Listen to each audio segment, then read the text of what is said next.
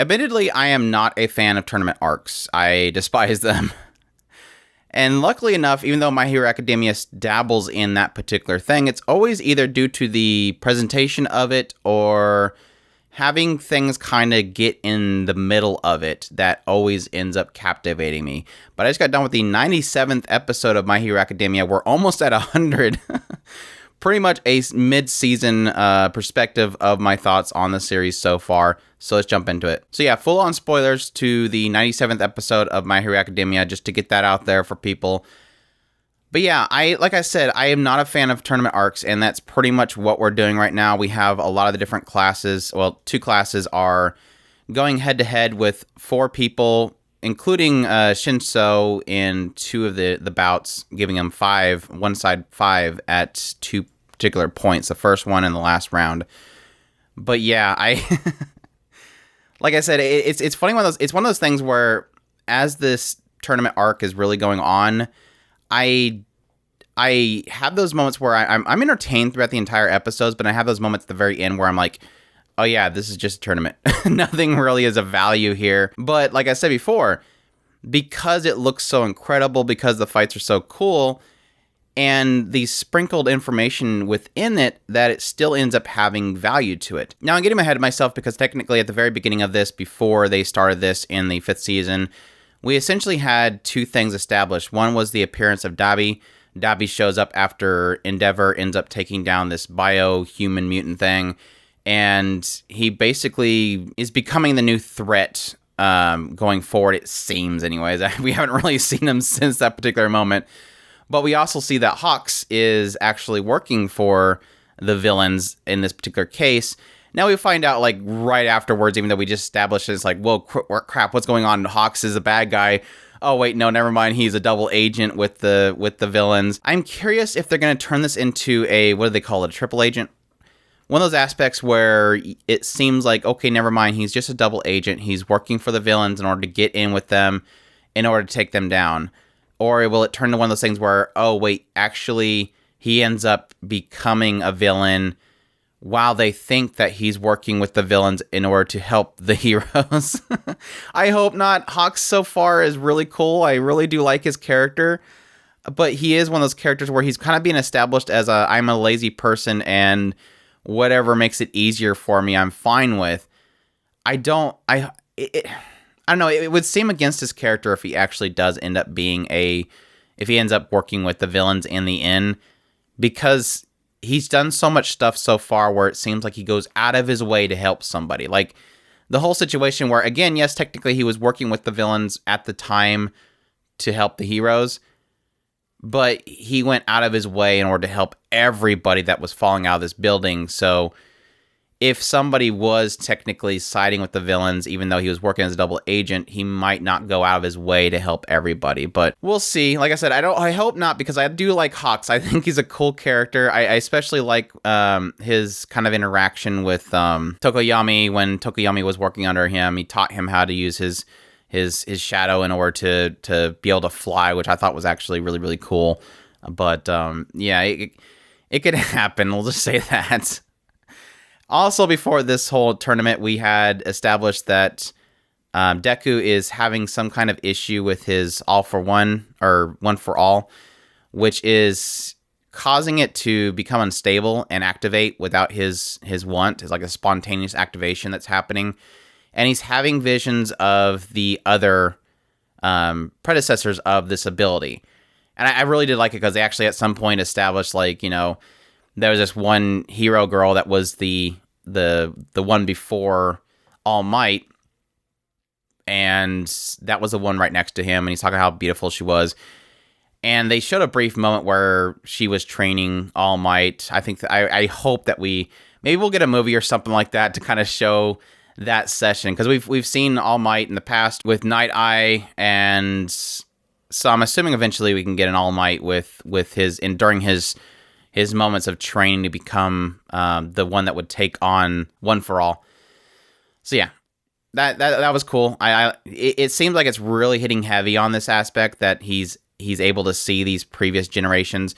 It did give us a viewpoint of the very first moments of the creation of the One for All, which was his point, which All For One was essentially taking all his abilities and passing them around, and the original body embodiment of it was not happy about it. So that was cool, getting the insight into the past. Still keeping All For One in the picture, obviously, but we'll see where that goes in the future. But yeah, and then starts the tournament arc, which again, like I said, I'm just waiting for a villain to show up, because it seems like usually whenever they have these events, some villain shows up. Now, granted, when they had one of the previous tournaments, they technically did go all the way through it without any issue. But they were fantastic fights, and we got, a look into Endeavor and Todoroki and all that kind of stuff, which was cool. But I don't know. I don't like tournament arcs whatsoever. Even still, then the battles themselves are still absolutely incredible. I mean, they went crazy with Ida going super speed in his episode, even though we'll get into that in a minute. But no, I have my issue still, even with the battles themselves, because it always has like this ability to bring certain people to the forefront, to show them kind of finally shine, while at the same time undermining other characters at the same time, which always ends up frustrating me in the end.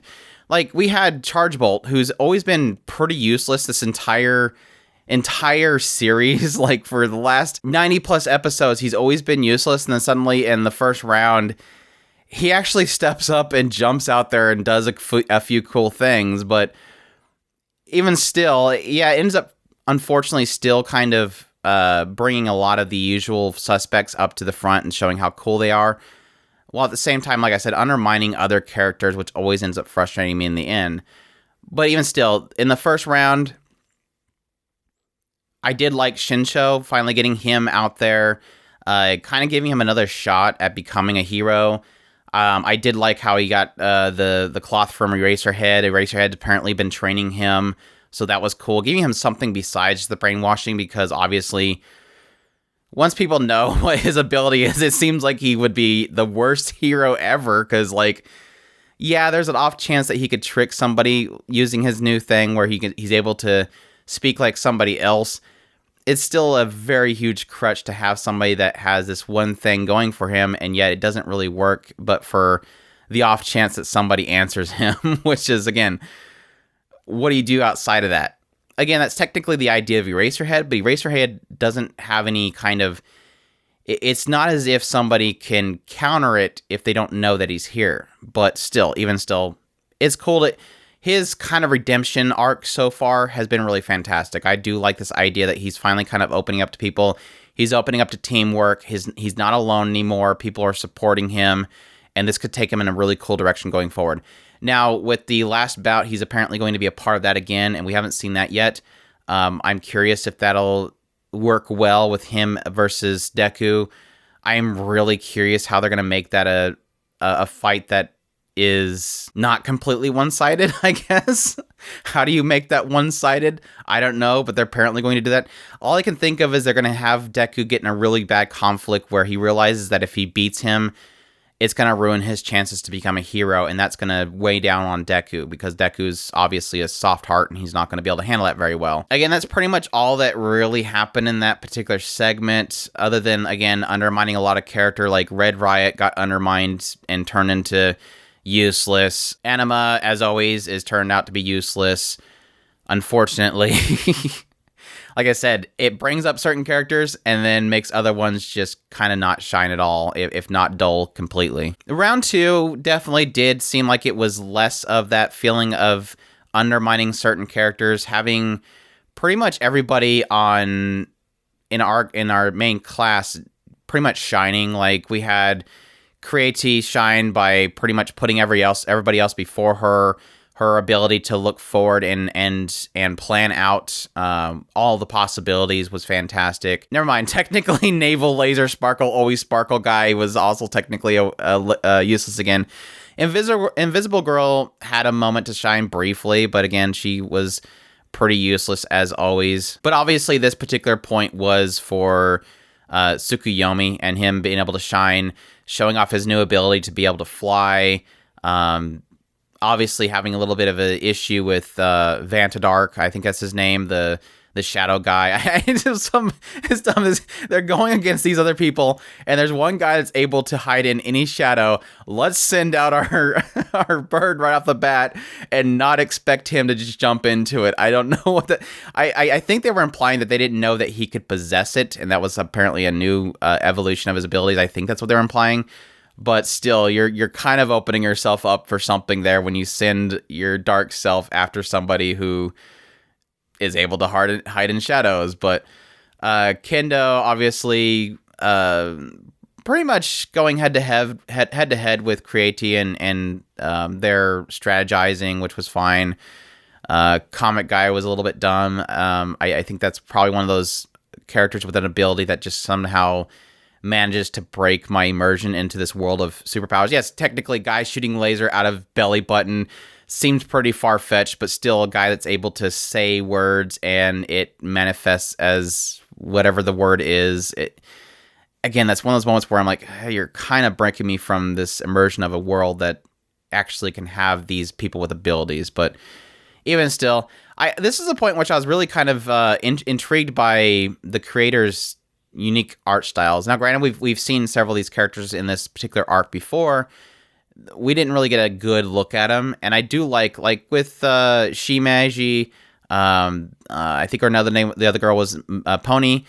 It's almost like the character artist is kind of getting these other art styles from different eras of anime, which I do really like. I think that's a cool direction for him to go to, because I admittedly at some point, you know, episode 50-ish or something like that, the third or fourth season, I started to see kind of samey character designs, and he's managing to pull different art styles that I really do like, and creating uniqueness to all these characters, because he has a lot of characters. This creator at this point has a lot of characters that we're dealing with at the moment. So, but that was fine though. That was a cool fight itself. Like I said, Creati really did shine there. Tsukiyomi really did shine there. I think he just got ahead of himself and got caught by Shimeji's mushroom abilities, which technically was pretty. It's one of those things where you struggle with the idea of the lethality of your abilities versus what's, you know, permitted in a tournament. And technically what she used was pretty lethal. And so there could be an argument there that was a little bit too far, but it's her ability. What can you say? Round 3 frustrated me. Round 3 frustrated me a lot. There's a few things that frustrated me about this particular round. And of course it was, the main kind of focuses was, Real Steel. He's going nuts. He's hitting everything. We have, Todoroki pretty much taking a center attack with his ice. Obviously, proving to be very useless because Mudman ends up kind of making it all into mud, and everything starts to go to crap. We kind of have a little bit of split of fights. We had like this Drillman guy was against Tailman, Pony versus that useless guy with the multi-arms. That's always useless. Ida kind of running around doing whatever the heck Ida does. Todoroki and Real Steel going just straight head to head, which I thought was, again, one of those moments where the animators completely shine. Some crazy animation moments. Crazy all-out battle between the two of them. And this is where it kind of frustrates me, because it doesn't really establish much with Drillman and him being very combative, but yet this guy who's Tailman, who is extremely well-trained, is, being pushed back. And we've always seen Tailman as being really incredible in hand-to-hand combat, but yet he's still being pushed back increasingly by this drill guy, which that part frustrated me. And then to add into that, you have Ida with this incredible speed, somehow manages to get stopped by a short tower that they knock over at the end. It was funny because it was like this moment where I'm like, okay, cool. Ida wins. Ida's going to take Todoroki. They're going to flee away. Everybody else is pretty much going to get stuck. Oh, wait, never mind. Mudman touches the wall, and I think it was Real Steel bumps the tower, and the tower falls over on Ida and Todoroki. And it's like, but... And I guess this is one of those issues with the aspect of adapting a manga. In a lot of cases, mangas are happening, the panels are happening side by side, and so it all depends on how fast they got to hit the tower. But I don't see in any case where Ida, who is incredibly fast, is running with Todoroki, and he could probably cover, even if he's going his slowest, he's probably going to cover quite a few blocks in a matter of seconds. And yet they knock over this tower, which presume would probably be a length of a couple blocks, and it's manages to cover that ground before Ida can. That's the part that frustrates me. Like, what? That's how they lose? Ida's super fast. That's his whole thing, and yet he couldn't run faster than this tower, even though he's had I think he had a good probably 20 seconds, 30 seconds to run before they hit the tower. But again, it could just be this stuff could be happening simultaneously. It just doesn't make any sense to me, but it was a cool fight. Pony seems way overpowered. The moment they had her, she can pretty much do anything. I guess she's technically like Hawks, where she's able to control the horns, which direction it goes, apparently how much weight it can carry. They're basically telekinesis, and she's able to lift multiple people and move them however she wants. Really a character that I didn't think was going to be much to her, but then wow, this character's extremely overpowered. I don't really see how they could have lost in the. I mean, if they had used her at the very beginning to just have them fly around and pick up everybody and throw them in the cages, I don't think that there would be even an issue with even winning. But that is what it is. Mudman was pretty crazy too. I admit he's pretty overpowered as well. But yeah, Todoroki, and I do like during this whole thing with Todoroki, they're technically getting more into him and his father. Endeavor's been like the Vegeta of My Hero Academia. He's really is a character that you just root for his redemption arc. Yes, he was a terrible person. He's always been a terrible person, but they're doing such a good job of kind of redeeming him as a character. His struggle with wanting to... He's technically trying to redeem himself with his family, and he doesn't know how to. I love the moment that he got the contact information for Todoroki, and he's working, and he's sitting there trying to message him, and he's like, Shoto! He's just a cute big oaf that's trying to fix things. And yes, he's a terrible person for what he did in the past, but it's you almost want to root for him to get back with his family, and he's struggling so hard. He's trying to be of course he's trying to fill the shoes of All Might at the same time, while at the same time being a better person for his family. And like I said, you just want to root for him. He's turning out to be similar to Vegeta. Vegeta's a bad person, but you want him to be a good person. You want to see that moment that he redeems himself, and he's really struggling with that. So, love him to death. And easily the quickest round 4. This is an excellent. This was the reason why I got caught up, as I seen I seen Bakugo was trending on Twitter. I'm like, crap, I hope I don't see a spoiler. I'm just expecting somebody's gonna die or something. But yeah, I just jumped into it, and I'm technically glad I did, because it was a wonderful round. I think this is easily the pinnacle of this particular tournament arc. Easily is not just that Bakugo wiped the floor with this other team, but that Bakugo worked with the others. In a sense, it essentially establishes this idea that he's technically, his whole mind frame is, I'm going to rush in there, pretty much do what you want to do. But in the end, it reveals that no, he's rushing in there saying, I'm going to tear up these people. If I get in trouble, you're going to help me. If you get in trouble, I'm going to help you. Well, technically it was the other way around, just to make it seem like he wasn't doing that. It was like, if you get in trouble, I'll save you. But also, if I get in trouble, save me. And it turned out so fantastic, because, yeah, granted, everybody else seemingly would be what you would think is useless. I mean, you have, Sugar Man, you have Tape Man, you have Earphone Jacks. It's these people aren't top pedigree offensive people. They're top pedigree in what they do, but they're not top pedigree in what you would think is top, offensive. But yet each one of them is jumping in there Weld Man welds down Bakugo. Here comes Sugar Man. He's busting off all the chains so he can get loose. somebody rushes in, earphone jacks, disorients them with her abilities. Tape Man's grabbing all the different parts of this, what's her name? Todoroki? I don't even remember Todoroki before, but I think I do. But, yeah, just jumping in there and supporting him the entire time while he's going around and just blasting the crap out of everybody. It was an incredible episode for animation, for music, for presentation. Like I said before, just seeing Bakugo maturing. Technically, he's still a jerk and he's still loud, and I still get, which I guess gets into my annoyances of this particular season. But he was really incredible, and I do love seeing that change. I love All Might's reaction to his maturity.